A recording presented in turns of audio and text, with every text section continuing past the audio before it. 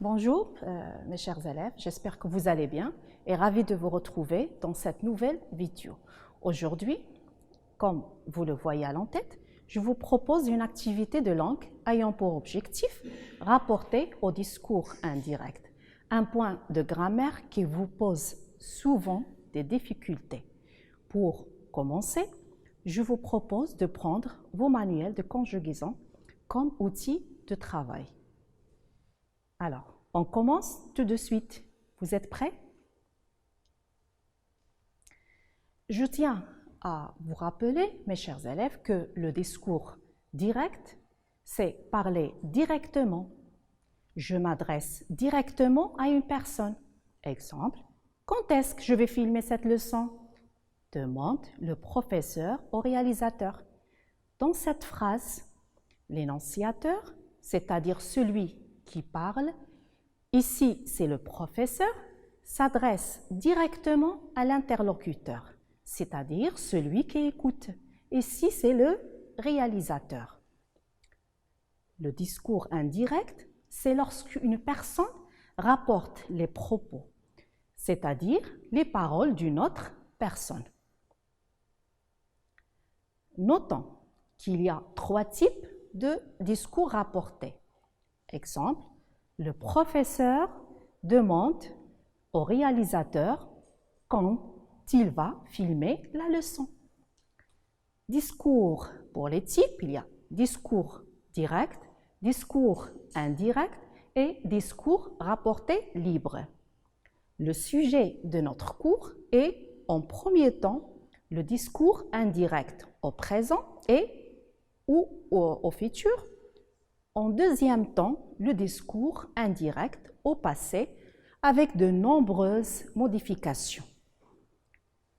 On verra plus précisément la concordance des temps.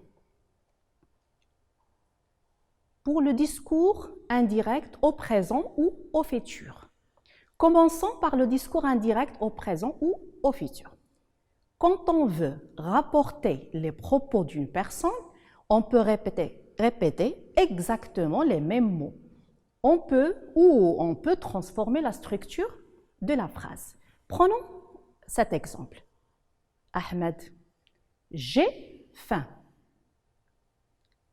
On peut rapporter ces propos en employant le discours direct, le discours indirect. Discours direct. Moi, Ahmed dit j'ai faim. Discours indirect, moi, dit qu'il a faim. Voyons le discours indirect. Alors, commençons par les étapes du discours indirect. 1. Nous avons le pronom sujet. Pour pratiquer le discours indirect, il faut respecter plusieurs étapes. La première étape consiste à changer le pronom sujet, puisqu'on rapporte les propos d'une personne. Ahmed, j'ai froid. Moi, Ahmed dit qu'il a froid. Ahmed et Omar, nous avons faim. Moi, Ahmed et Omar disent qu'ils ont faim. Deuxièmement, au niveau des verbes. La deuxième étape consiste à modifier la forme du verbe. Ahmed dit j'ai froid. Moi, Ahmed dit qu'il a froid. Ahmed et Omar, nous avons faim. Moi, Ahmed et Omar disent qu'ils ont faim. Attention, si un verbe est à l'imparfait, il faut le mettre à l'infinitif. Si un verbe est à l'impératif, il faut le mettre à l'infinitif. Ryan écoute la chanson. Moi, Ryan me dit d'écouter la chanson. Nous avons ici me parce que le narrateur est présent. C'est moi qui rapporte ici. Troisièmement, l'adjectif possessif. Si dans une phrase on exprime la possession, il est nécessaire de changer l'adjectif possessif dans le discours indirect. Ali, je cherche mon écharpe. Moi, Ali dit qu'il cherche son écharpe. Sarah et Ali, nous prenons nos manteaux. Moi, Sarah et Ali disent qu'ils prennent leur manteau.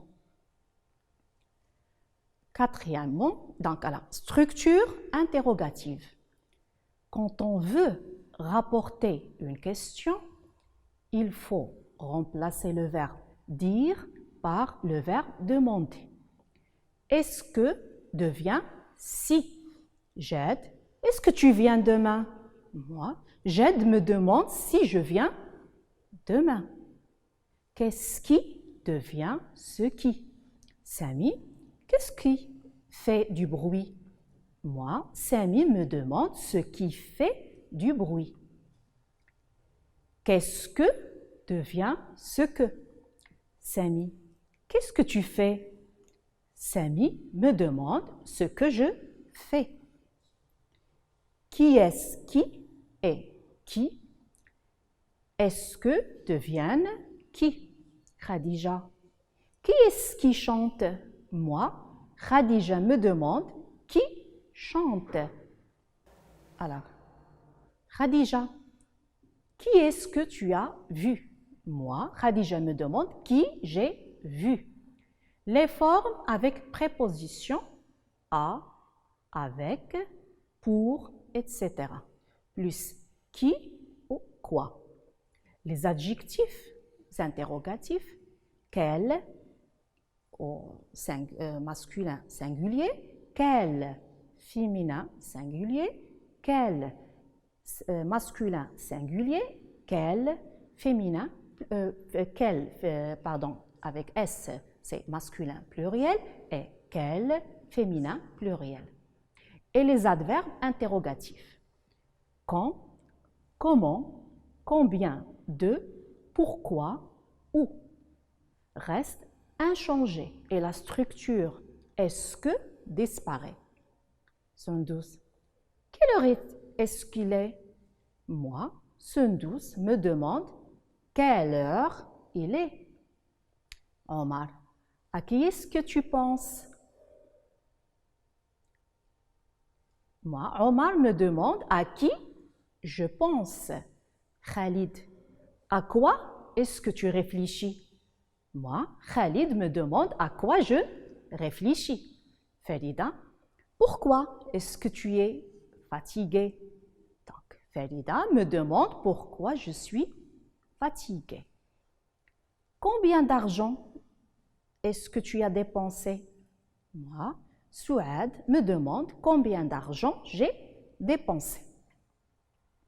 Amina, quand est-ce que tu viendras? Moi, Amina me demande quand je viendrai. Voyez, quand, comment, pourquoi, quel, donc ne change pas. Mourad, où est-ce que tu vas?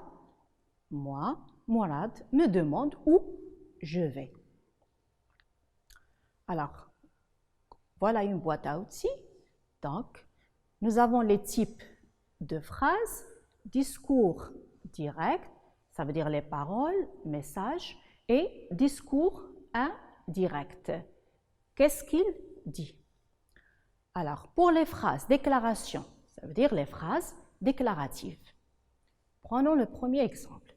J'apprends le français. Il dit qu'il apprend le français. Nous avons une situation. Sophia rapporte les paroles de Karim à Amina. J'apprends le français. Il dit qu'il apprend le français. Ce n'est pas facile. Il dit que ce n'est pas facile. Alors, pour les phrases interrogatives. Quand passes-tu les examens, Sophia? Il me demande quand je vais passer les examens. Est-ce que les épreuves de français sont difficiles? Il demande si les épreuves de français sont difficiles. Est-ce que vous avez beaucoup révisé pour les examens, les filles? Il demande si nous avons beaucoup révisé pour les examens. Qu'est-ce que vous allez faire après les examens, les filles? Il demande ce que nous allons faire après les examens. Alors, pour la phrase impérative, là, on fait des ordres, des instructions. Expliquez-moi le discours indirect en français. Il nous demande de lui expliquer le discours indirect en français. Alors, vous voyez ici, donc, le verbe, le temps ne change pas. Le verbe apprendre au présent, on garde le même temps. Donc, le changement s'effectue au niveau de la personne. Donc, je devient il. D'accord? Alors, et même bien sûr pour les marqueurs temporels ne changent pas dans le discours indirect au présent ou au futur. Alors, en passant à ce deuxième tableau, nous avons les types de phrases, le discours au discours direct et discours indirect. Ce tableau explique bien, donc vous montre bien sûr tout ce que je viens de dire tout à l'heure. Pour la phrase déclarative, ou bien dans la déclaration, vous voyez le présent, ça reste le présent, ne change pas. Mais nous avons je, ça devient il. Et il dit que le futur n'a pas changé. Donc, il dit que, et le verbe, bien sûr, était au futur au discours direct et on garde le même temps au discours indirect. Au passé, la même chose, il dit que et on a gardé la conjugaison du verbe au passé. Au passé composé, on garde le passé composé, qu'il soit bien sûr tous les temps du passé. Alors, maintenant, passons à la phrase, donc l'ordre ou bien l'instruction. Alors, ici, on parle de l'impératif. Alors, l'impératif, il demande de plus infinitif. Donc, si nous avons une phrase impérative, alors là, on met le verbe à l'infinitif. Et on le précède par la préposition de, comme vous le voyez dans le tableau.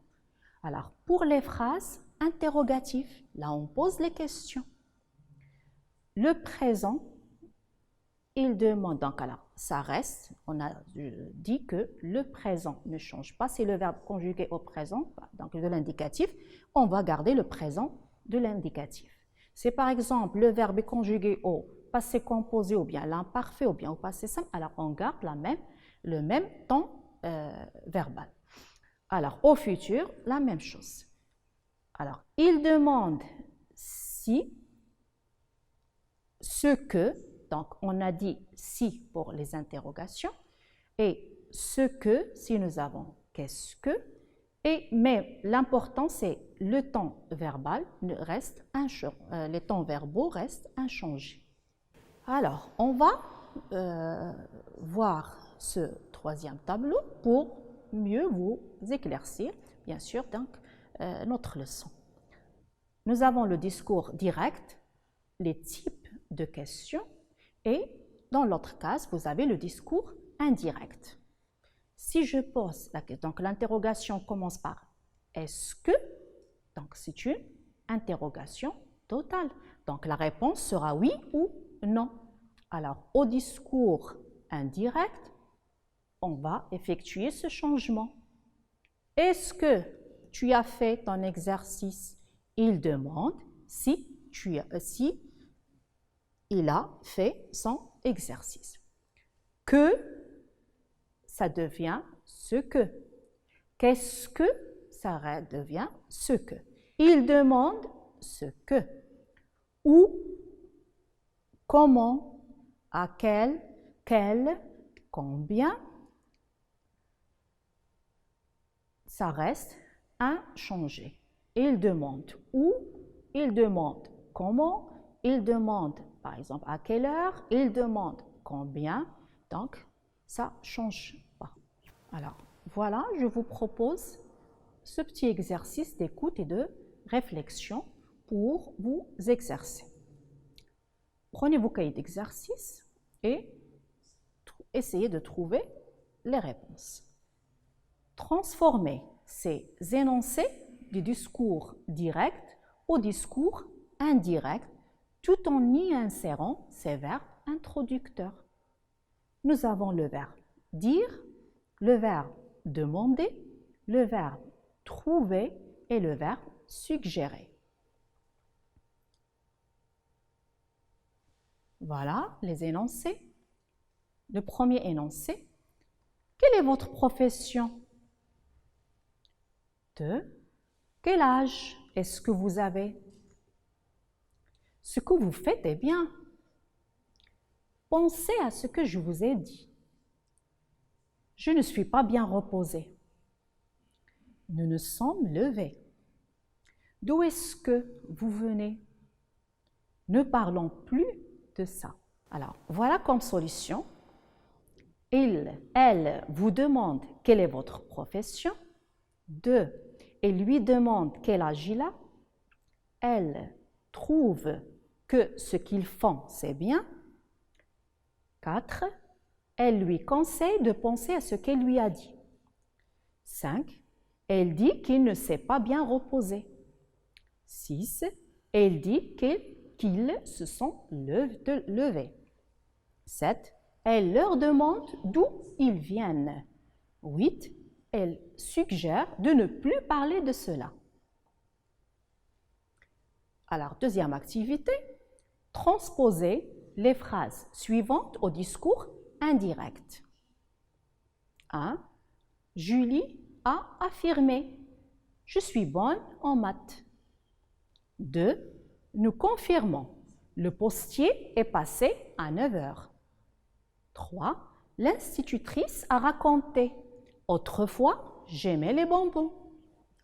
Le 4. Le maire explique « La ville est sous le choc ». 5. Les enfants ont répondu « Nous aimons, nous n'aimons pas la cantine ». Alors, vous avez trouvé les réponses? Voilà la solution. Julie a affirmé qu'elle était bonne en maths. Nous confirmons que le postier est passé à 9 heures. L'institutrice a raconté qu'autrefois elle aimait les bonbons. Le maire explique que la ville est sous le choc. Les enfants ont répondu qu'ils n'aimaient pas la cantine.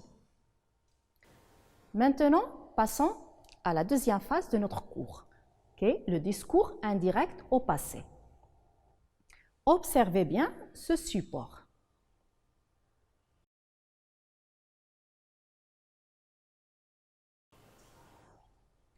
Alors, discours direct. Fatima demanda à sa mère « Est-ce que je peux travailler chez Sarah cet après-midi ?»« Ah non, je préfère que tu restes ici », lui répondit-elle fermement. « Mais pourquoi? Le professeur a donné un exposé à préparer à 2. »« Bon, d'accord, déclara la mère, mais tu ne rentreras pas trop tard. » Donc, vous voyez, vous avez un dialogue au discours direct. Alors, maintenant, on va relire le même dialogue, mais après le passage effectué du discours direct au discours indirect. Fatima demanda à sa mère si elle pouvait travailler chez Sarah cet après-midi-là. Sa maman lui répondit fermement qu'elle préférerait qu'elle restait là-bas, qu'elle restait à la maison. La fille répliqua que le professeur avait donné un exposé à préparer à 2. La maman déclara qu'elle était d'accord, mais qu'elle ne rentrerait pas trop tard. Relisez silencieusement le dialogue et répondez à ces questions. Qui parle et à qui? quels pronoms représentent les interlocuteurs dans le dialogue? Voilà. C'est Fatima qui parle à sa mère. Comme pronom, il y a le pronom je et tu. Deuxième question. Où sont placés les guillemets? Quel est le rôle des tirets? Les guillemets encadrent le dialogue. Les tirets marquent le changement d'interlocuteur. 3. Repérer les verbes introducteurs dans le dialogue et identifier leurs temps verbaux. Voilà, nous avons le verbe demander, le verbe répondre et déclarer, conjugué au passé simple. À votre avis, garde-t-on les mêmes signes de ponctuation au discours indirect au passé? Voilà, donc, la ponctuation spécifique au discours direct et les interjections disparaissent. Alors, passons à la concordance des temps. Alors, et je vous propose, donc, quelle erreur a été commise lors de la transformation en discours indirect de la première phrase qui est en discours direct? Au discours direct. Elle m'a dit, je veux ce travail. Discours indirect, il m'a dit qu'il veut ce travail. Alors, quelle est l'erreur ici? Voilà, comme réponse. Dans la deuxième phrase, ça veut dire au discours indirect, le verbe vouloir n'est pas conjugué au bon temps. La phrase aurait dû s'écrire ainsi. Il m'a dit qu'il voulait ce travail. Alors, voilà, je vous propose une boîte à outils pour mieux comprendre cette séance. Plusieurs changements s'opèrent lors du passage du discours direct au discours indirect, lorsque le verbe introducteur est conjugué au passé. Alors, à retenir, plusieurs changements s'opèrent lors du passage du discours direct au discours indirect, lorsque le verbe introducteur est conjugué au passé. Et je vous laisse lire cette boîte à outils. L'impératif est remplacé par l'infinitif, que le verbe introducteur soit au présent ou au passé. Le choix du verbe introducteur se fait en fonction de l'information donnée dans la réplique. Il peut exprimer la prière, prier, supplier, l'ordre, ordonner, exiger, la colère, crier, hurler. Mettez les phrases suivantes au discours indirect et faites les transformations suivantes. Le fils demanda à son père, « Est-ce que je peux prendre la voiture aujourd'hui ?» Il a affirmé, « Elle était en retard. » 3. Monsieur Fogg annonçait, « Je ferai le tour du monde en 80 jours. » Deuxième exercice, mettez les phrases suivantes au discours rapporté, avec les verbes introducteurs au passé. Elle pourra partir demain soir. Je répète, il pourra partir demain soir. Bon, le verbe introducteur, demander. Je le ferai demain, m'assurer. Si on regardait la télé ce soir, demander. Vous pouvez ouvrir la fenêtre? Demander. C'est certain, nous ne pourrons pas y aller, assurer. Nous ferons attention la prochaine fois. Promettre. Qu'est-ce que vous prendrez? Demander. Est-ce que vous êtes allé au cinéma avant-hier? Vouloir savoir. Hier, j'avais mal au ventre, mais aujourd'hui, je vais mieux.